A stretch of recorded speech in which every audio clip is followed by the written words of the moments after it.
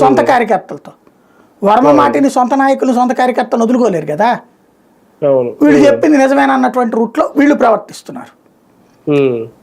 పిఠాపురంలో ఉన్న జనసేన కార్యకర్తలకి వర్మని అవమానించడం ఇష్టం, వర్మని దూరం పెట్టడం ఇష్టం. పిఠాపురంలో ఉన్న తెలుగుదేశం కార్యకర్తకి జనసేనని లైట్గా తీసుకోవడం ఇష్టం, పవన్ కళ్యాణ్ని లైట్ తీసుకోవడం ఇష్టం. ఇది కార్యకర్తల మనోభావం. ఈ కార్యకర్తల్ని సాటిస్ఫై చెయ్యాలి అనేటటువంటి ఆలోచన కాకుండా కన్విన్స్ చెయ్యాలి అనే ఆలోచన రావాలి. కానీ కన్విన్స్ చేయడానికి ఇగో అడ్డొస్తుంది.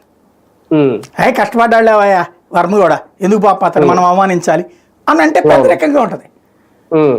అలా అంటే కనుక అంటే మేమందరం కష్టపడలేదా అని కార్యకర్త అంటాడేమో అని, ఏంటాడు అట్ట అంటున్నాడా నేను చెప్తాను అడిగి అని బహిరంగ వేదిక మీదకి వచ్చేట మాట్లాడారు. అయిపోయింది. అప్పుడు సహజంగా అవతల హర్ట్ అవుతారు కదా.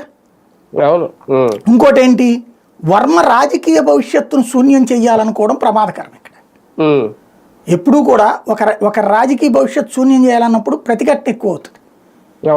వర్మకి ఎమ్మెల్సీ ఇవ్వనివ్వవు, పోనీ అతనికి వేరే నియోజకవర్గం అనిస్తారా? ఇప్పుడు కన్నుల దుర్గేష్కి ఇచ్చినట్టు ఇవ్వరా?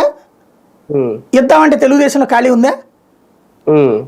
అక్కడ నిడదవోల్ది తెలుగుదేశం సీట్ని త్యాగం చేశారు వాళ్ళు. ఇప్పుడు జనసేన ఉన్న వర్మ కోసం త్యాగం చేసుద్దా ఏ సీట్ అన్నా? అదే కదా. మరి చెయ్యనప్పుడు అతను ఎట్లాగా